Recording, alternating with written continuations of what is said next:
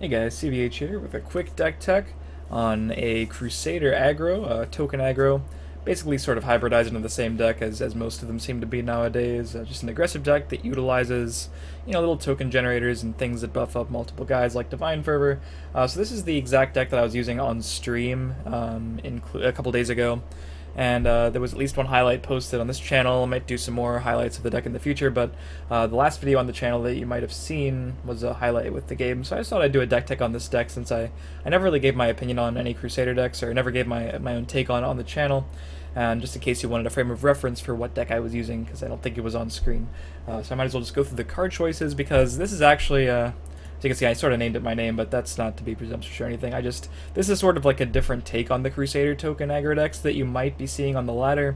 A lot of them, they can be built a lot of different ways. I know a lot of them, like That's Admirables, was focused on mostly the yellow guys with almost no red cards, and no token generators really, but here and Resolute Allies and I think Divine Fervors anyway.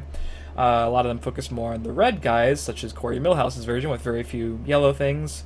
A lot of them are more focused on tokens with cards like Raiding Party, and my version that I played on stream, the reason I played it like this was to basically take out as many actions as possible. As you can see, I sort of did what I did with the old Archer midrange deck, and simply cut all the actions except for Burn and Pillage because it's just so good. Basically the only reason that's in there is just because it's so insanely good as a reset button. But I wanted to run 3 Withered Hand Cultists because there was a lot of Action Assassin on the ladder, and I definitely wanted to still play some token generators like Markath Bannerman because it's really good against Ramp Scout, but in general I wanted this to be good against Action Assassin and other aggressive decks, so I do have 3 Sharpshooter Scouts, 3 Greystone Ravagers, and even the tier in there is a Prophecy. So I might as well just talk about the card choices. I know a lot of them are just basically seen in all the aggro decks, but some of the more interesting ones, for example. So I don't run Scouting Patrol basically just because it's an action, so I doubled up on the 1-drops that aren't actions. We have 3 Descendant of Alkosh and 3 Relentless Raider.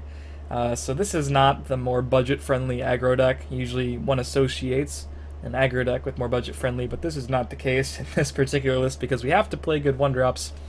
If I were going to suggest substitutions, Fiery Imp is a fine one for either one of those, and for the other 1-drop, I mean, you could probably get away with Scouting Patrol even though you play the Withered Hand Cultist, maybe even Nord Firebrand is fine, but this is what I went with. 3 Sharpshooter Scouts just to find 1-drop. It's been really good for me recently. A lot of aggro mirror matches. Getting it off of Prophecy is fine.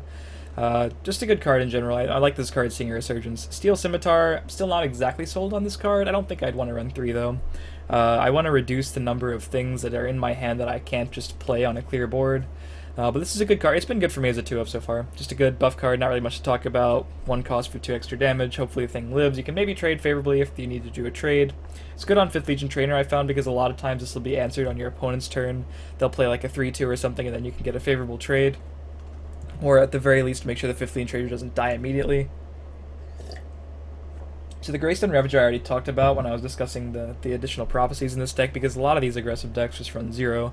Having 7, they weren't like super reliable, but when they came out in an aggressive mirror, they do tend to define the game because your opponent's really not going to have a way to, counter that much damage coming out of nowhere a lot of the time. And you can choose whether or not it's going to be able to hit your opponent's face, or maybe take a trade and save you some face damage. 2 Mage Slayers could definitely be 3 if there were more control mages on the ladder. I didn't start out the stream actually running this card, but I figured I need another 2-drop that wasn't Helgen Squad Leader. I like this card more when I'm playing cards like Scouting Patrol and Raiding Party because it helps it get larger quicker. In this deck, as Corey and other people in my chat were saying, it's probably not the best, so I decided, best solid 2-drop I can think of is Mage Slayer. Could be a 3-of, could be cut completely for something like Bruma depending on what you're playing against.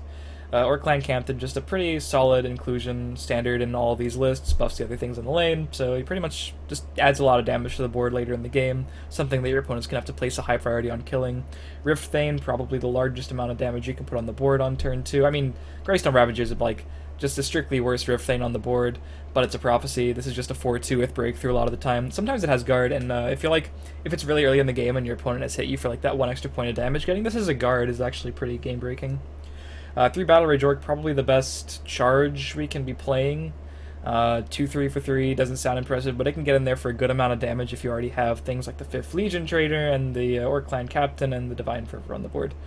So we still have all the ways to buff our creatures, even though we don't have the full complement of token generators in Raiding Party, and utilizing them with the charge creatures is one of the best ways we can do that. So we have 3 East March Crusaders and 3 Morthal. Since we are doubling up on the not running actions thing, we get to include the full package of each of these, which is something that I was missing in a lot of the other Crusader lists that I tried. Definitely enjoy having 3 East Marches to cycle, I think it's pretty important, and Morthal is just a really powerful card, because it's another one of those cards that your opponent's going to have to place a high priority on killing, and it's very hard for a lot of these decks, especially decks like Ram Scout and the aggressive mirror matches, because they're not going to have access a lot of the time to cards like Firebolt. Crushing Blow does not one-shot this card, so it's gonna more than likely get in there.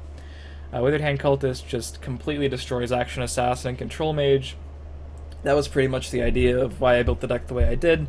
Did not disappoint when I was playing it on stream, but obviously this card, as the whole deck, is a meta call, because obviously if this card is not needed in the meta, then you can build this deck an entirely different way, and it would probably just be better, but for the way I was predicting the meta, this card was the main reason I built the deck with no actions, and it did pull its weight, for sure.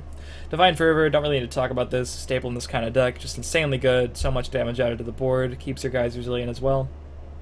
2 Earthbone Spinners, could definitely be 3, that's more of a space issue than anything else. If you cut the Scimitars, I suppose you could go up to like 3 of whatever 2-drop you play in this slot and 3 Earthbone Spinners.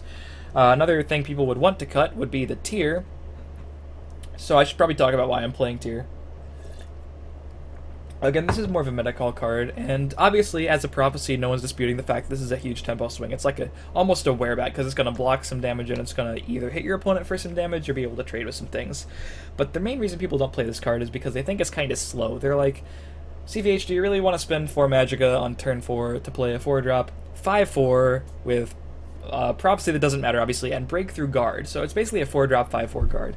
And while it's not the best guard in the world, my answer to that question, a lot of the matchups that I've been playing on the ladder recently, is actually just yes. Like, the worst case scenario is it gets lightning bolted against a lot of decks with blue, but if that happens, this Markath Bannerman's probably black on it lightning bolted if I get to play this on the following turn. So a lot of the times that's fine, and this card, like, it probably during the course of the stream itself came out as prophecy maybe twice. I know at least once was completely game defining, and the second time it was probably just like very, very good. But this card is humongous when it comes off of a prophecy, and that in general with the other prophecies in the deck gives you an advantage in the aggressive mirrors that I think percentage wise, if you're predicting a lot of aggressive mirror matches, you just want to have that in your deck. It is a huge swing card, and I think it's not even that bad from your hand, honestly. This is like, we're pretty weak on 4s as we can see. A lot of the decks want to, just not run 4-drops in general, but that's kind of optimistic to think that you're never going to need to play a 4-drop, and this is probably one of the best ones because, it's simply game-breaking through a prophecy and pretty good from your hand. So we have Markath Bannerman, which is our main token generator. We should be running 3 of those because we don't have raiding parties. If this card sticks against a slower deck, it's probably going to be GG because it's going to be pushing a lot of damage, giving your opponent additional threats to take care of, which is hard without a sweeper like Ice Storm, and those threats could even be pushing more damage thanks to your buff cards like 5th Legion Trainer. 2 Burn and Pillage, fantastic reset button. I've talked about this card a lot. It's just a really, really good card for these aggressive decks. You don't think you would be wanting to clear the board so much, but when you're pushing a lot of damage and your opponent's trying to either stabilize or counter push, you can block that counter attack entirely by just destroying their entire board if you've destroyed enough of their runes. And that can also be used to bypass guards like I mentioned, and that just gives you additional time to punch their face with all of your other dudes, because everything else in your deck is a dude or a way to make dudes bigger. Sometimes both even, and that's just great. And then the last card in the deck is Triumphant Jarl, which is sort of like our larger East March Crusader. Everyone knows why Jarl's good in Archer, but since this deck does sometimes begrudgingly make it to the mid-game, Jarl's our way to really put the nail in the coffin against any of those Ramp Scout decks, Control Mage decks, etc. In those Aggro mirrors, this is probably not your preferred card that costs 6 in your hand. You're usually trying to draw the Burn and Pillage, but against those slower decks, Jarl's really important. So I do think it warrants an inclusion, even though it's kind of expensive. So that's pretty much the list. I don't really know what to call it. I'm just going to call it CVH's token, Aggro token Crusader in the title.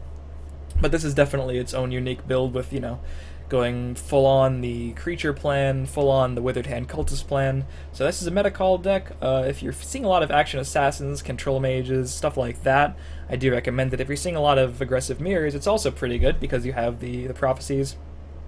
However, if you don't need the Withered Hand Cultist package for the meta you're seeing, for example, if you're seeing this in a couple months and the meta's changed, or if you're in a certain part of the ladder and whatever's happening right now doesn't really align with the Withered Hand Cultist plan being good, you probably could benefit from cards like Scouting Patrol. And Raiding Party, of course. Guiding Patrol and Raiding Party are like the two big ones that people normally play. But for this deck, it does the job you want it to do if you're looking for something that makes actions bad and is kind of pretty good in aggressive mirror matches as well. So hopefully you give it a shot if you're interested. Hopefully you liked the video. Feel free to like, comment, subscribe. Check out BetweenTheLanes.net for more strategy content, including a meta snapshot for the month of October 2016 coming tomorrow if you're watching this on the day I'm putting it out. And check out the YouTube channel and subscribe for more deck techs and other videos, including stream highlights. And I'll see you next time, guys.